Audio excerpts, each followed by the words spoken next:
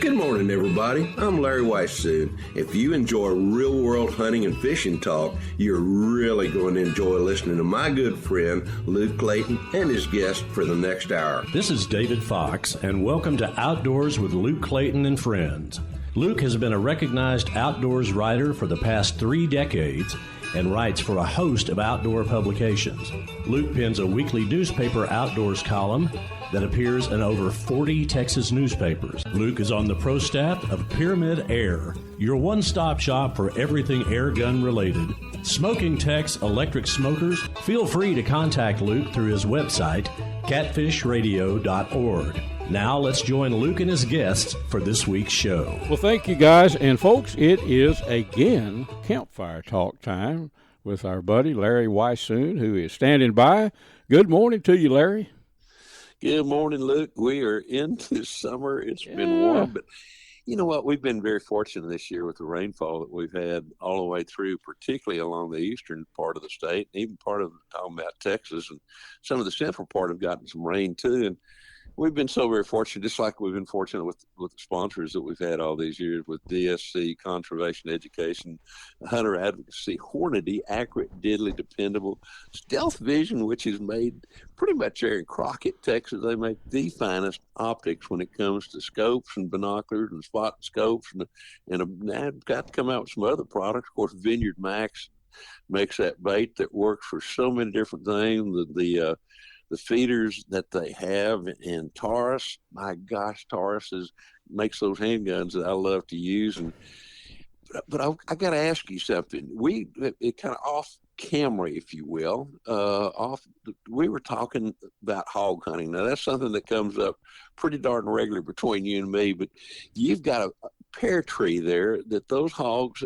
It doesn't look like they mess around there any other time except for when those pears start getting ripe and start falling. Larry, it's an interesting topic, and I hope it interests a lot of our listeners that are hunters or landowners, or if they're in Texas, at some way they deal with wild hogs if they're in some rural land.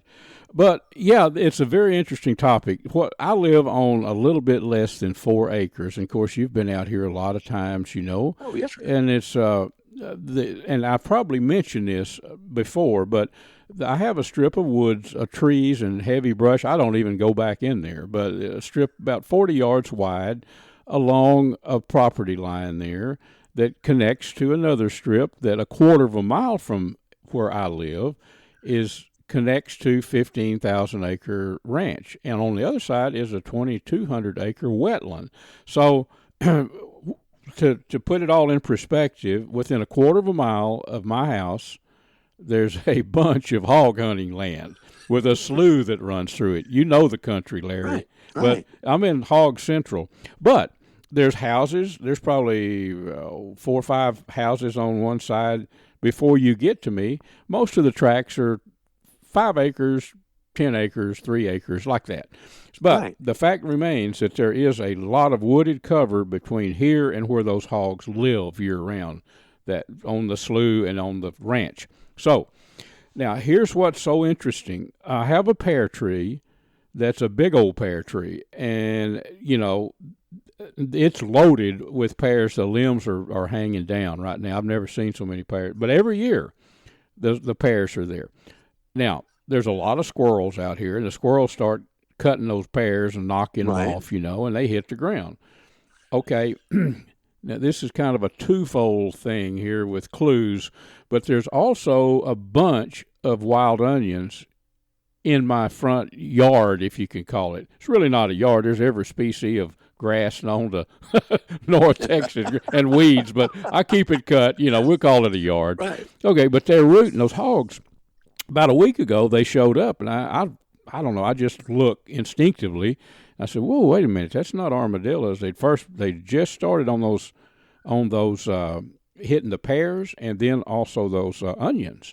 So, Larry, I watched it a couple of days, and then they were seriously after those onions. And every pear that was knocked down was gobbled up that night. I started watching under that tree. So the question is, to me, now this is that there has not been a wild hog on this place for not this past winter, but the winter before. We had a ton of acorns. We had hogs every night.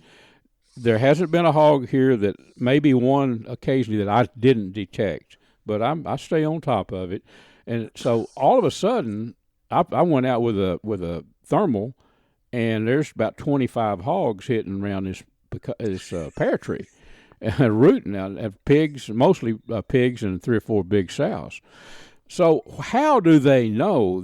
I've given this a lot of thought. How do they know to travel that quarter of a mile behind some houses in the woods, in a strip of woods, and show up at the right time?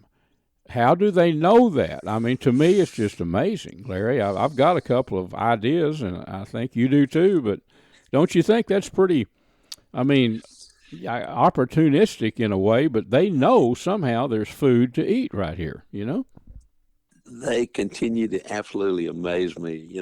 I've dealt with whitetail deer as you have, but me even from a research perspective, and I always thought, my gosh, they got fabulous noses, but the dadgum hog, when you get right down to it, they use them for finding truffles 3 to 4 feet underneath the ground in Germany and a bunch of other places.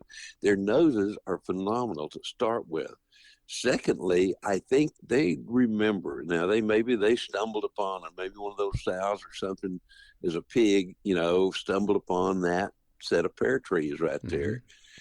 Because of their nose, I think sometimes, I know like certain fruits, when they ripen, they give off a different type of aroma, if you will.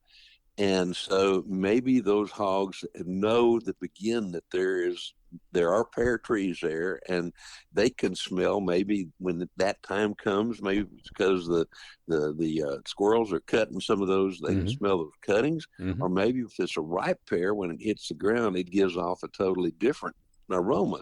With the onions, my little place in Colorado County, for those who are not from Texas, is about 90 miles west of Houston. Now it's about 40 miles west of Houston. But I have got a bunch of what we call wild onions. Now, when those wild onions start coming on strong, very seldom see hogs on that place. But I have seen sounders as big as 70 hogs, and there were pigs in the grass. I have no idea how many were there, but they will come in just that particular time in a huge, huge sounder. They're there for maybe a couple of nights at the most. And when they leave, there's no wild onions anywhere to be found again until next year. So, it's got to be a memory thing. It's got to be a combination of being able to smell unbelievably as well too. But I suspect it's almost as strong on the memory side as it is the ability to smell, because otherwise, why would they be there at the right time? That's it. And it, as the crow flies, it's about the area, but it's a quarter of a mile at least to the end of my road down there, to where it hits the woods. So I don't know, things like that. I don't know if we mortal humans ever figure it out totally, but I do know one thing. Like you mentioned, if they can smell a truffle 3 foot under the ground, and corn, baiting hogs with corn. I've baited them with everything you can imagine through the years, and some things that did more harm than good. It spooked them, Right. But corn, if they can smell corn on top of if they can smell that truffle, they can smell corn. That's what I tell people that's wanting to bait hogs. I mean, if you want to sour some corn, pour some beer in it and sour it, you can do that. But just regular old shell corn, I mean, they can sniff that out. But we'll just keep watching them, and maybe we'll. They've been there for over a week. Oh, I will tell you this: I set a corn feeder. There's a big old limb off of an oak tree hanging between the pear tree and the woods, my wooded strip. Now I've got a corn feeder hanging off that goes off about 8:45 every night. So you want to hear Plan B, Larry? What I'm planning? You probably know what my plan is. Let's hear it. I got an idea. Let's tell everybody else about it. Yeah.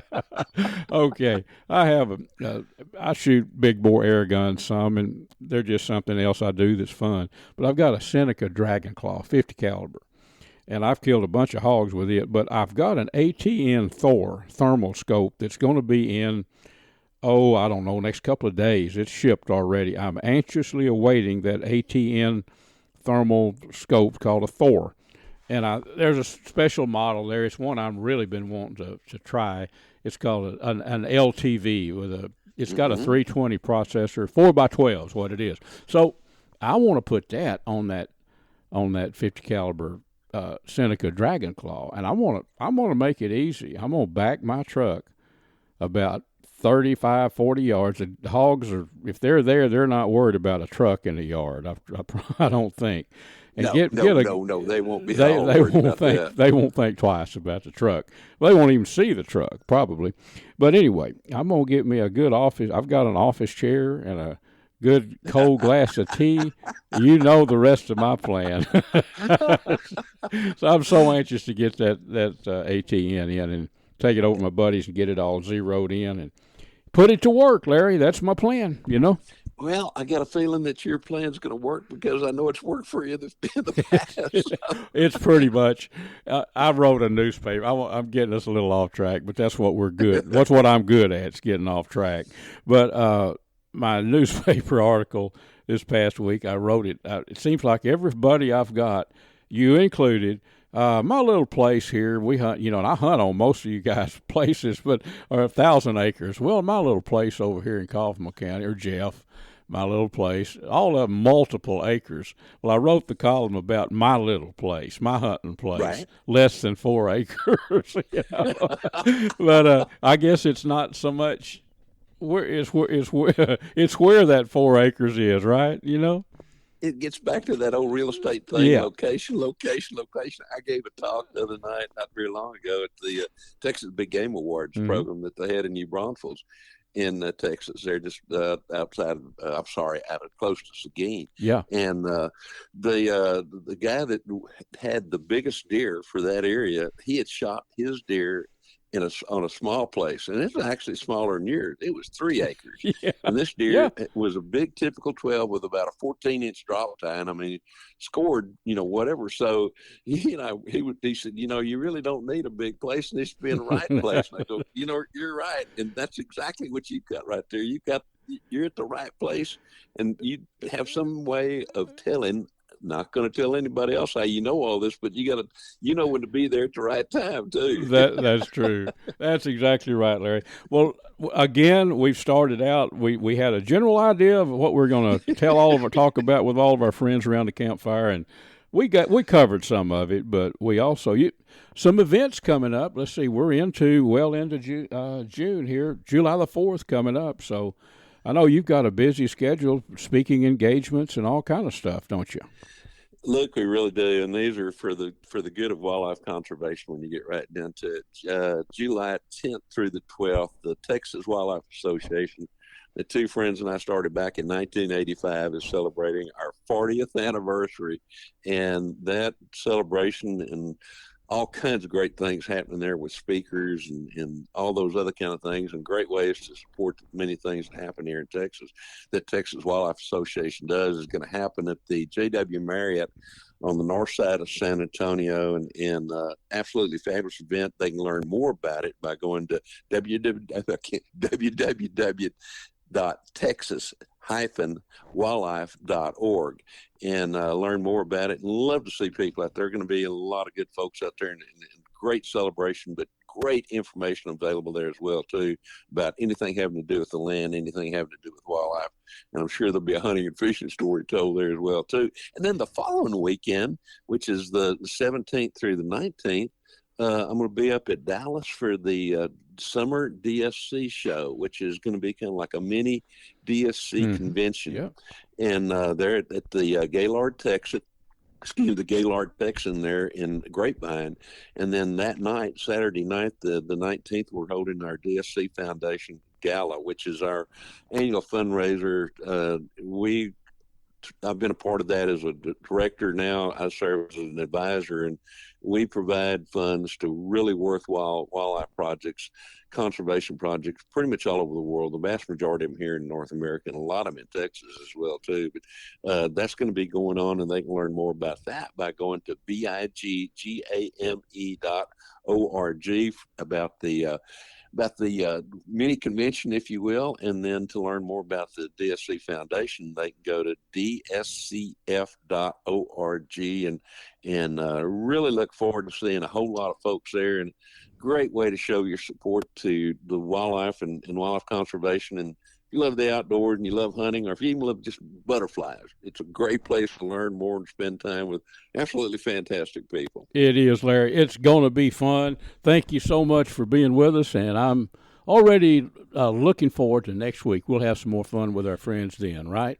Yes, we will. Friends, Mr. Larry Weishuhn is going to tell you about the finest hunting optics that we have ever found. Luke, these are called Stealth Vision. They come from Crockett, Texas. Dr. John McCall developed them.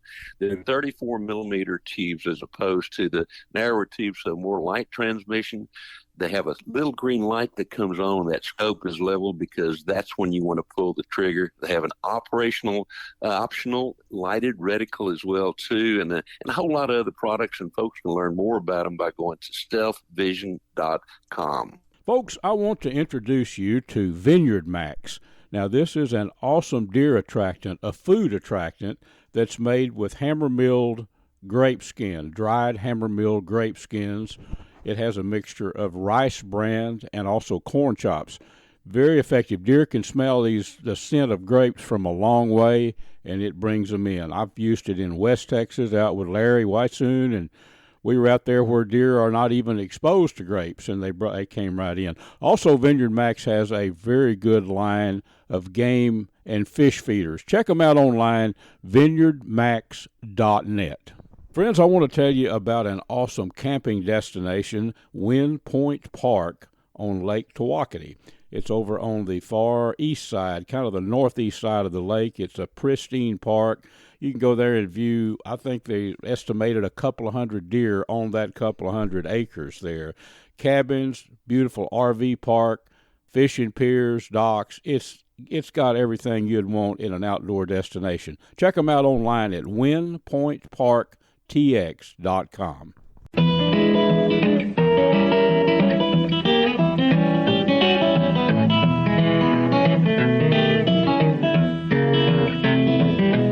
Folks, this segment is made possible by Smokin Tex electric smokers that I've been using a long, long time, CatfishPro, catfishing baits, and catfish supplies, Ultrimatic Feeders. Well, folks, I do hope you enjoyed visiting with Mr. Whitetail. Larry has been with me every week, without exception, for 18 and a half years on Catfish Radio. We're going to shift gears. The world's not all about hunting, is it? We're going to talk to Omar Cotter, a longtime friend of mine. Omar's a fishing guide, Luck O' the Irish Guide Service, and we're going to talk about several things that I think you're going to find interesting. Omar, thank you, buddy, for being with us. You bet, partner. I'm always glad to talk to you, Luke. It's always a good conversation. We have fun, and also you always share some tips. I've been doing the outdoor riding deal for so long that Right. I pick up on little subtle things that I don't know, that the only way to know is to be there a lot, way more than I'm on the water or whatever. And I always I love to learn little nuances, things that you guys pick up. One thing that I am a big proponent of is protecting your skin. We've talked about that on the water. Right. And I'm going to let you tell how you actually dress for a hot day on the water here in just a bit. But skin cancer, folks, is a real deal. I know I've had the basal cells. I had one about 3 or 4 months ago removed that could have turned into a melanoma. It wasn't. Right. So in my younger years, had I taken precautions, I probably wouldn't be having this problem. But anyway, most of the time when I've gone to my dermatologist, they're most of the time they're like, this probably happened when you were younger. This is probably a product of something that happened when you were much younger. Well, they didn't have the products they have nowadays when we were younger, No. Luke. They didn't have 40, 50 SPF shirts that have hoods that can protect the back of your neck. They didn't have the 40, 50 SPF neck gaiters that you can bring up around your face. They didn't have the sunscreen technology that we have nowadays, even. Now they even have sunproof gloves, so your back of your hands don't get sunburned. Is it? You know what we used to call it back in the day? Suntan lotion. Right. That was sun protection. That's what you called it. What do you got? Oh yeah, you better put your suntan lotion on. Well, we've come light years away from those days, but just do this. Describe. Well, you kind of did describe, but the shirts now. We're not talking about just putting on a khaki shirt. I mean, there's shirts that are designed to block the sun. Yeah, tell about that a little bit. There are. I mean, even my really nice guide shirts that I have are 40 or 50 SPF. But they've got some really good stuff that's fairly inexpensive at Academy and Bass Pro both. That are the long sleeve. They're the cooling shirts too, where you're not just soaking in your own sweat pretty quickly. And I've gotten to where I used to get the ones that did not have the hood, but now I really, really like the hood feature. I like the fact that I can pull that hood up and protect the back of my neck. It seems like no matter how much sunscreen I put on the back of my neck, unless I wear one of those shirts, it still gets burnt. Yes. And wear the wide brim hat. I'll do that every now and then. I just got a really nice one that I really like that I'm going to wear a lot. It's got the under the hood, under the neck, under the chin strap, so I don't have to worry about it blowing off going across the lake. Yep, and that's always been my problem. But I've started wearing one after I got schooled by the dermatologist. The thing like a parasail blow off of you, but those straps help. So a wide brimmed hat makes sense. And I'll put the hood up first, and then I'll put the hat over the hood. That way my neck doesn't get burnt.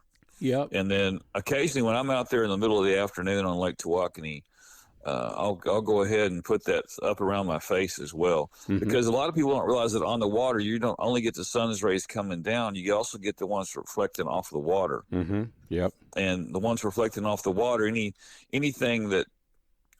that light hits, it's still going to have UVA and UVB rays. They're going to bounce off that water and burn the bottom of your neck or wherever. So you really anymore, you just seem to have a lot more protection from every angle. So and I wear the sunproof gloves as well, because it just makes sense, and plus it protects your hands from hooks and line and whatever else too. Right.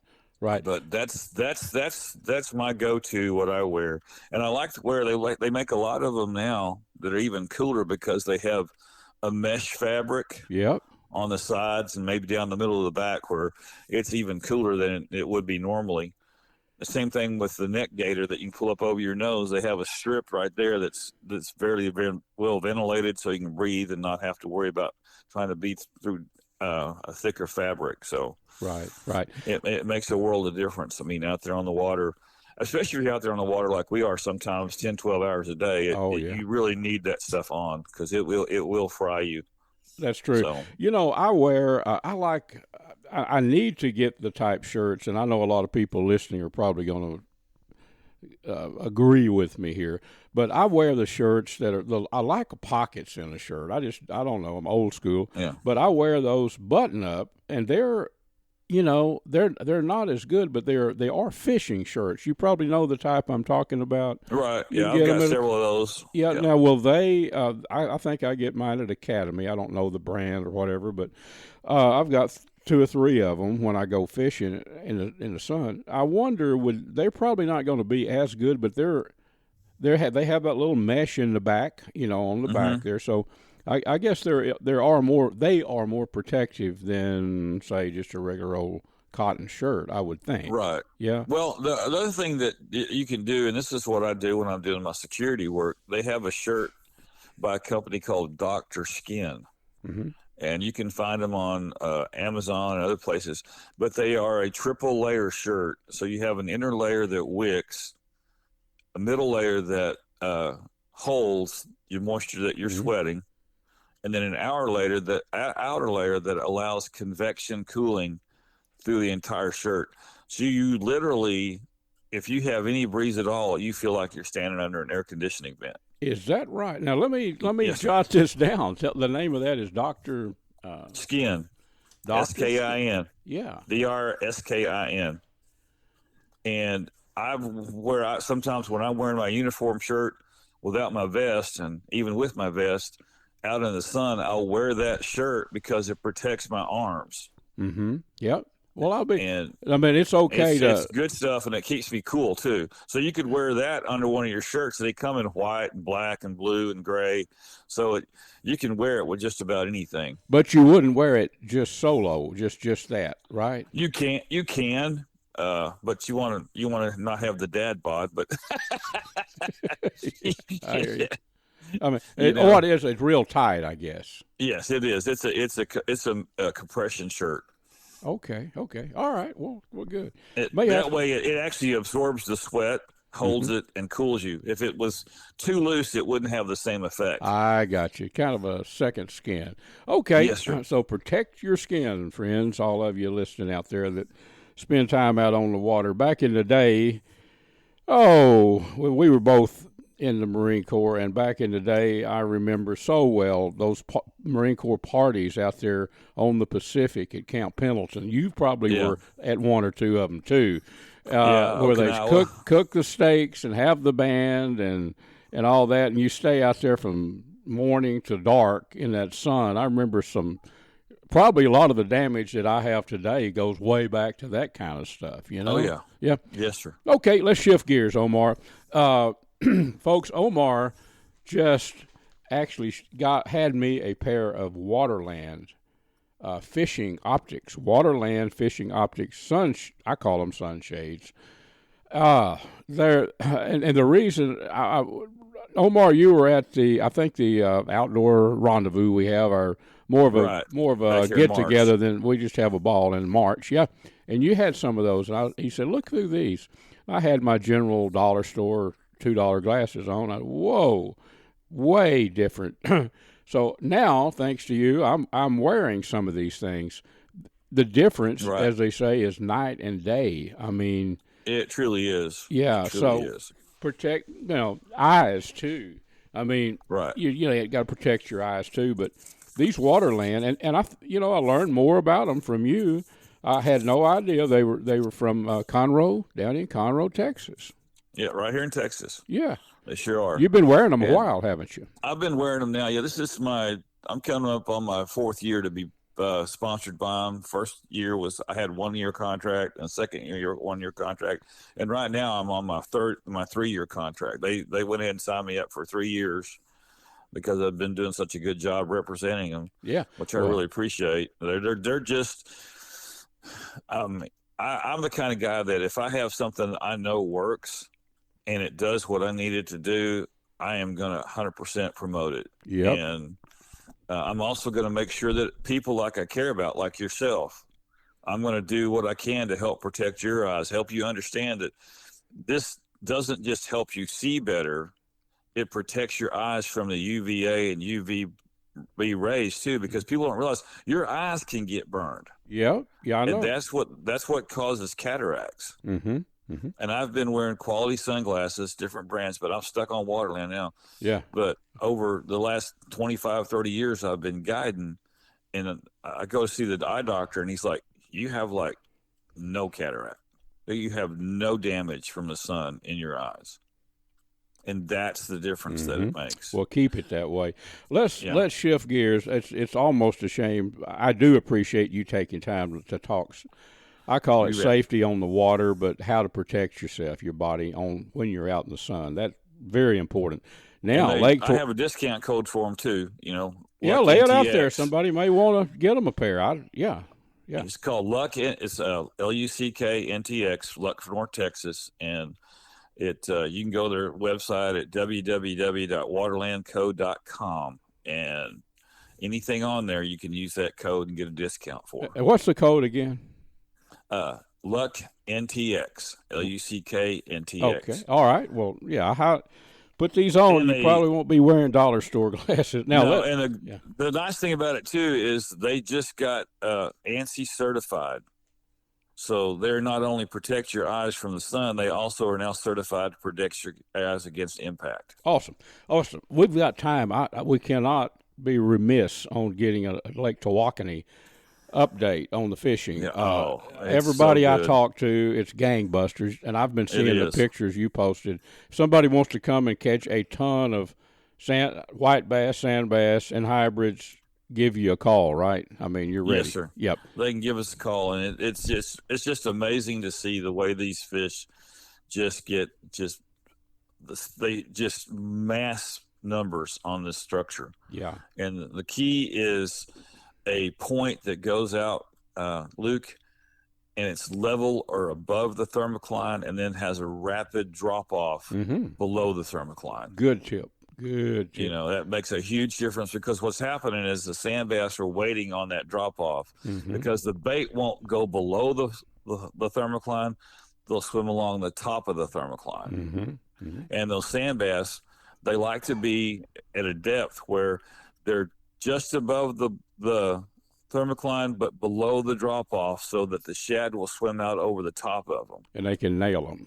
They can ambush them from below. Yeah. Exactly. Excellent. Well, let's do that. Luck O' the Irish Guide Service. You can Google that or whatever. They can track you down. Sir. If they want to call you, leave a number where they could call Mr. Omar Cotter and plan a fun trip. They can call us at 817-937-8755. And, of course, we're all over pretty much all the social media sites. We have reports and everything else going on, let you know what's going on. Good deal. Well, Omar, thank you very much, buddy, for sharing some knowledge. You bet, partner. I'm glad to do that. Folks, let's talk a little outdoor cooking. Let me tell you about an electric smoker that I've been using for 15 years, I guess. Smokin Tex electric smokers. If you're tired of staying up all night keeping that wood fire burning when you're barbecuing, give Smokin Tex a try. They're made to last a lifetime. You can check them out at SmokinTex.com. That's SMOKINTEX.com. For seasonings, anything to do with outdoor cooking, all kind of jerky seasonings, sausage seasonings, Butcher Packer Supply. That's ButcherPackerSupply.com. I think the website is butcher-packer.com. I want to tell you about a one-stop shop for everything related to game feeders and fish feeders, Ultrimatic Feeders. I've been using components and feeders from Ultrimatic Feeders for 20-something years, I guess. They have the remote, which you can remotely activate your feeder with, the timer, which is the most simple timer that I've ever found on a game feeder, and then the eliminator. Check these out. They are worked on centrifugal force, and they seal off the corn supply so coons and squirrels can't get to the corn. Check them out. Ultrimatic Feeders, you could go online to ultimaticfeeders.com.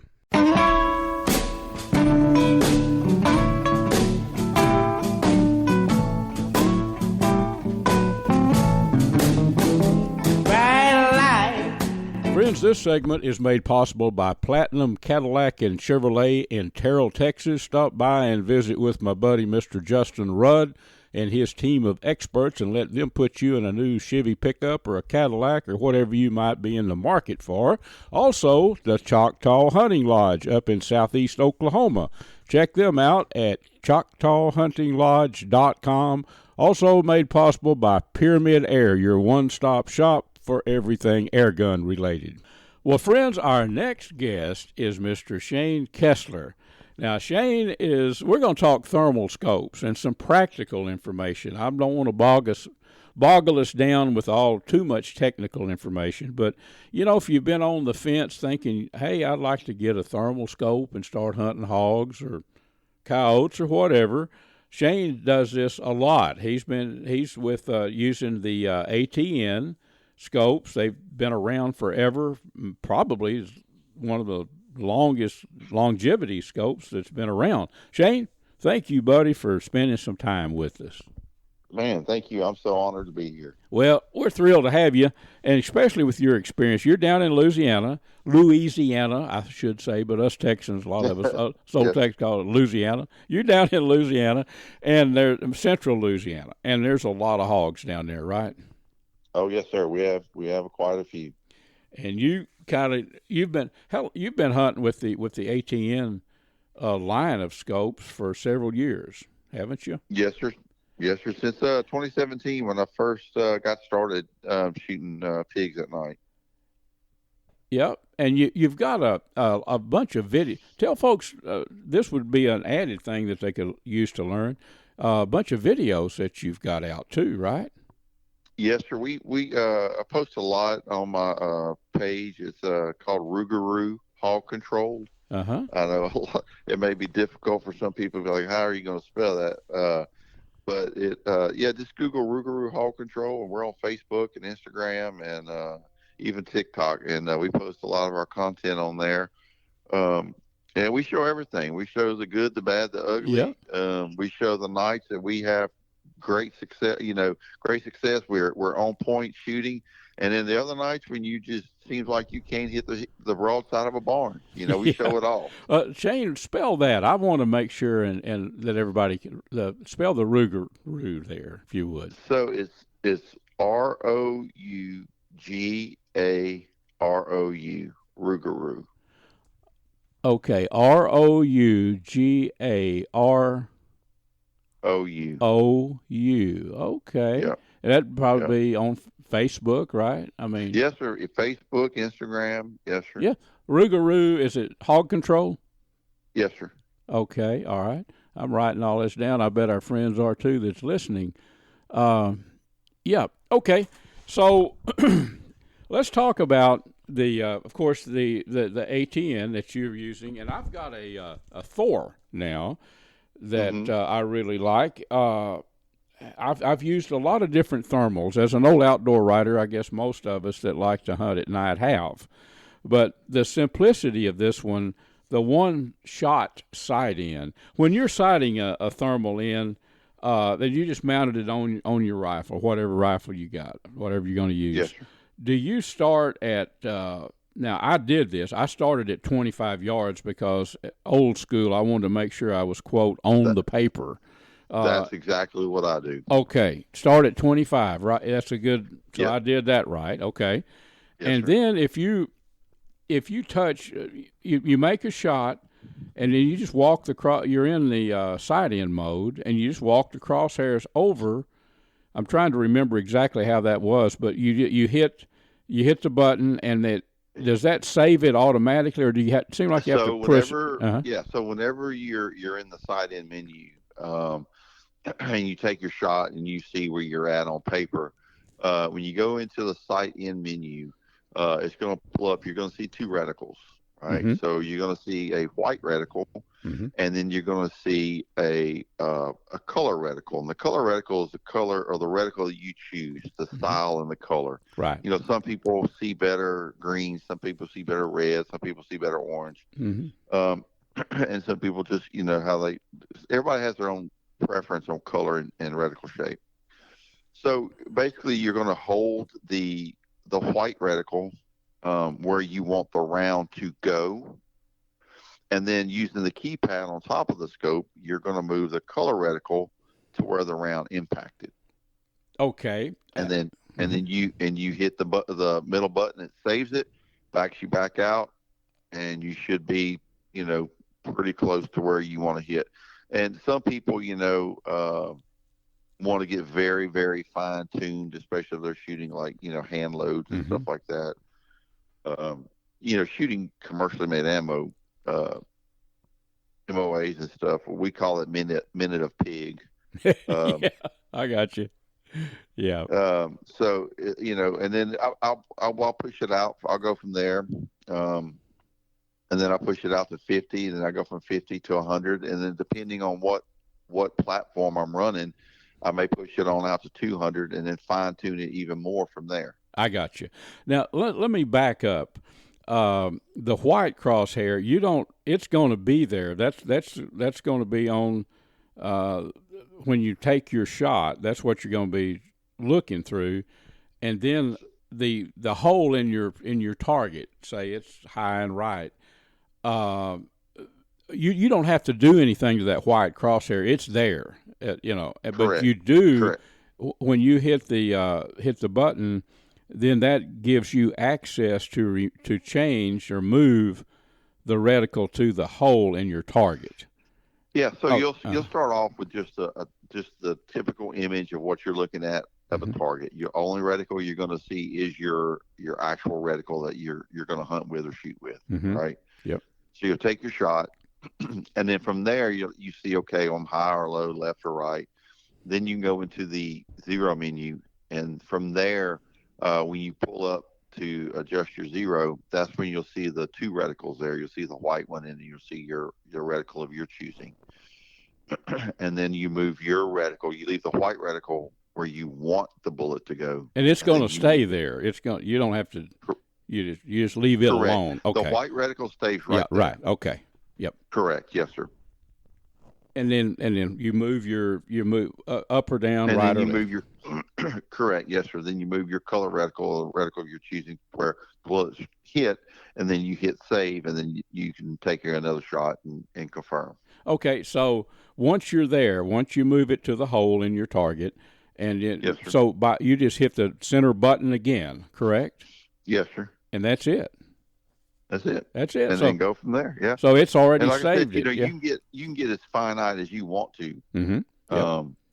Only with this zero. Yes, I got you. Well, my type shooting is with.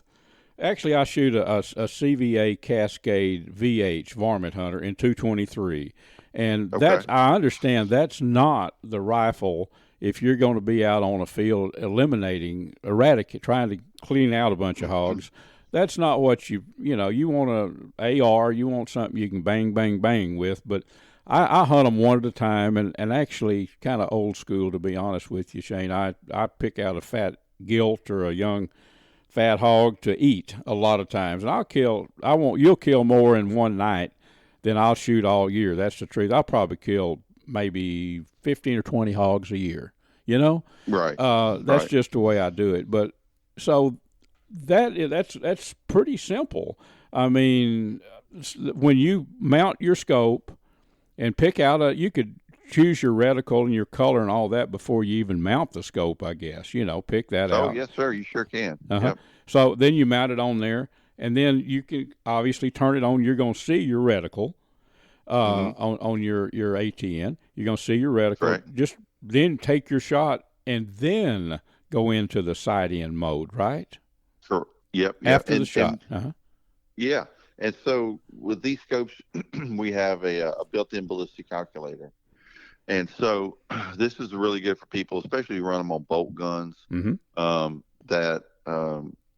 you put in all your ballistic data. As long as you put in your ballistic data accurately, when you're running your ballistic calculator, if you put in your range, the reticle will automatically adjust to where the holdover should be.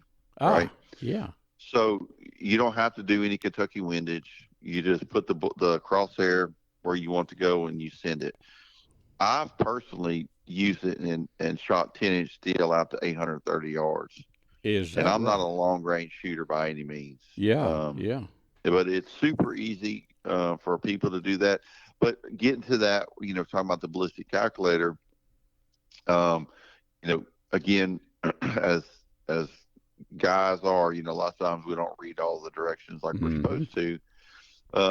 If you try to sight your rifle in with the ballistic calculator active, you can run into some issues as far as it not grouping correctly because the scope's trying to compensate for that yardage. You know what I'm saying? Yep. And then so we always tell everybody keep the ballistic calculator turned off until you have your zero done, and then start with your ballistic calculator as far as engaging targets. Okay. Let me ask you this.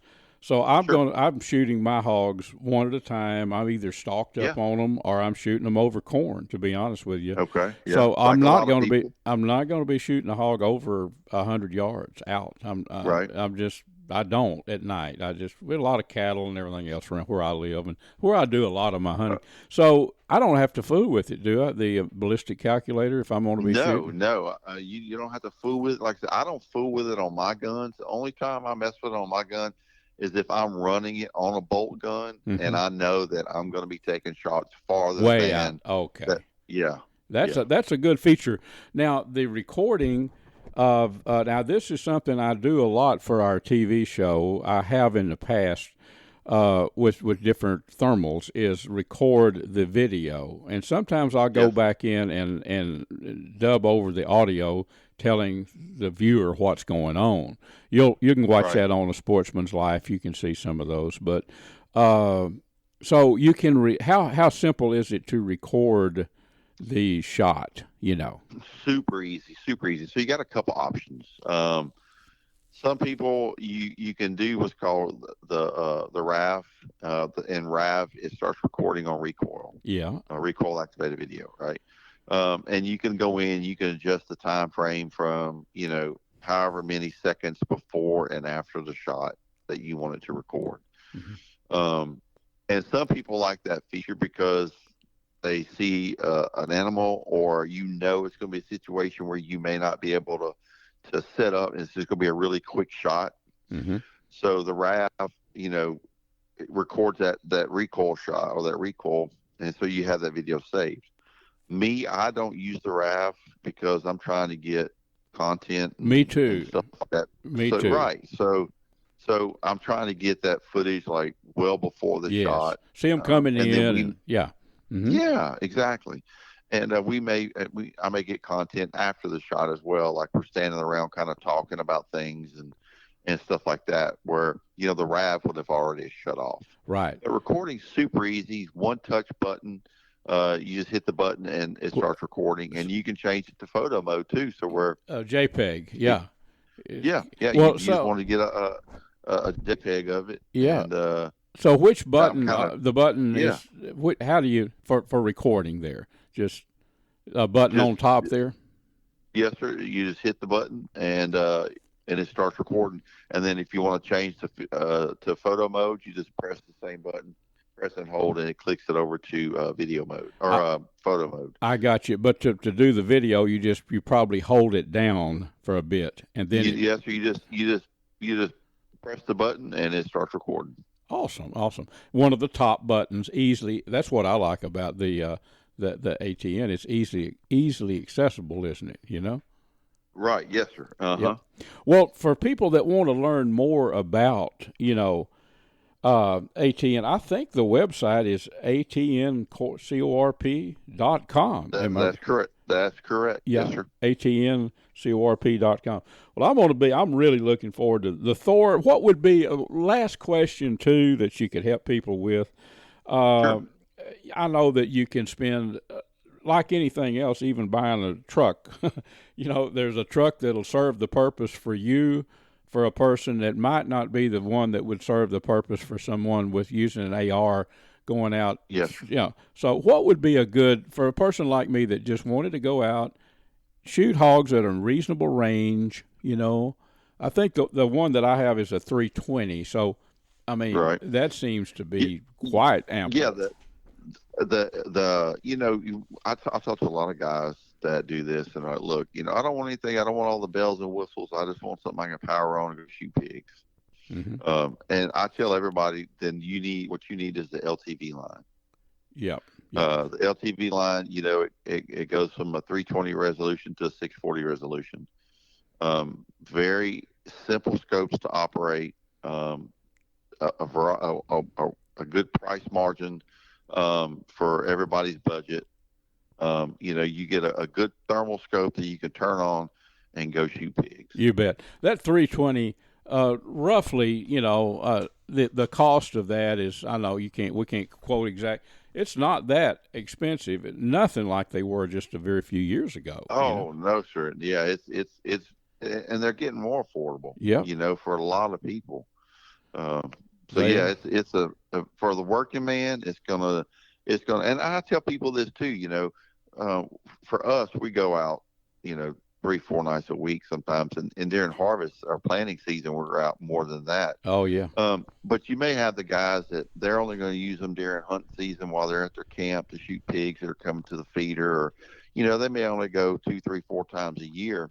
And that LTV line is going to be a perfect fit for them as far as the budget goes. It seems to be the perfect one. I look forward to really putting mine to use. I've got pigs coming up in the front yard, Shane. I really do, eating pears and green wild onions out there. So I don't think it's going to be long till I put it to use. Shane Kessier. Shane, thank Yes, you sir. a lot, buddy, for being with us. I want to pick your brain, and I'm not totally ignorant on thermal scopes. I've used them a lot, but the technical part, I sure want to fall back on you and pick your brain. You reach out to me anytime. I love talking thermals and shooting pigs in general. So. We're blood brothers, buddy. Thank you so much Yes, for your sir. time. For about the past decade, I've been hunting editor for Airgun Hobbyist magazine. I think the only magazine devoted strictly to airgun shooting and hunting in the country. Well, in that length of time, I've learned quite a bit about big bore air guns and smaller calibers too. A spot to go to that if you're interested in air guns, you need to know about Pyramyd Air. The website is PYRAMYD, PyramydAir.com. They have anything and everything you need, from the guns themselves, the big bores or the smaller calibers, to the accessories. Just remember PyramydAir.com, and there's a number when you get on the website if you need to call and talk to somebody. Give them a buzz, and they can fill you in on little details that you might need to know about shooting or hunting with big bore air guns. The snowflakes fall as winter comes, and time just seems to fly. Friends, this segment is brought to us by CVA Muzzleloaders. In my opinion, the very best muzzleloaders in the world, the ones that I shoot. You can check them out online, CVA.com. Kuby's Wild Game Processing and Kuby's Restaurant in Dallas, and VINEYARDMAX, maker of some awesome deer attractant and some very fine game feeders and fish feeders, located down in Nacogdoches, Texas. Check them out at vineyardmax.net. Well, friends, this is your old buddy Luke Clayton, and thanks so much to all of our guests for being a part of our show today, and thanks so much to you for listening. Thanks to all the radio stations that run this show. There's a smorgasbord of outdoor shows that they could choose, but they choose to run ours, and I appreciate that. I want them to know how much I appreciate it. After the show airs on all of our great radio stations, folks, it becomes a podcast, and you can go to anywhere, Spotify, Apple, iHeart, wherever, and listen to. If you miss something on the show today, you can catch it on the podcast. Just search out Catfish Radio with Luke Clayton and friends. Folks, something that a lot of us are watching down here in Texas and have been watching is the striper fishing up on Lake Texoma. I don't think it's any secret. About a month ago, the high waters pretty much shut striper fishing down up there. It was a big impact on the guides and people that just like to go up and fish, but that's changed. For a while, the water was real muddy. I mean, it was like a chocolate milk up there for several weeks. But it started clearing a couple of weeks ago, and people started catching the daylights out of stripers using live bait, live shad. Well, that's still going strong, and some fishermen always use live shad. It's a pretty much guaranteed way. If you know where to find them, you drop a frisky shad down, you're going to catch them. Well, shad fishing, live bait fishing is going big right now. But the news is certain areas of the lake, the water's clearing up. And those stripers, they have to feed, they have to find those shad to eat. So they're gravitating to those clear waters. And the big news is the artificial baits are working again. So that's pretty big news. If you like to catch and eat catfish, I mean, when I think about catching catfish, I think about eating them, But there right now is a time of plenty for catfishing. A good punch bait, cheese bait base, there's a lot of them. A good one to me is one that'll stay on a number 6 or a number 4 treble hook. But most all the lakes, Tawakoni, Ray Hubbard, in Texas, any lake that has a healthy population of channel catfish, and most of them do, you can bait what we call bait a hole. You can throw out some soured grain or some just range cubes, bait up a spot, and if the spots to look for, if you can find a creek or a river channel, a bend, try to find a bend with some wooded structure, submerged timber, whatever. Bait right there, I would say depths of 12 to 25 foot right now. I think most of the channel catfish guides that I know or catching them about probably 15, average of 15 foot deep. Anyway, that's a good tip for you. Thanks all of you for listening. Remember, next week we're going to be right back here with you. If you want to be a guest, would like to be a guest on this show, contact me through my website, which is catfishradio.org. Catfishradio.org. There's an email, Luke. My email address is there. Fire me an email. I'll get back with you as promptly as possible, I promise. And who knows, you might want to be a guest on the next show. Till next week, be safe in the outdoors, friends. Folks, that about wraps our show up for this week. I've enjoyed being with you, and I hope you had a good time, too. And, folks, we're also brought to you by the Choctaw Hunting Lodge up in southeast Oklahoma, located about, 45 minutes west of Hugo, Oklahoma, owned by the Choctaw Nation. It's about 45,000 acres of awesome mountain, country, hills, valleys, loaded with game, lots of eastern turkey, and they do eastern turkey hunts if you're looking for a spot to hunt turkey in the spring.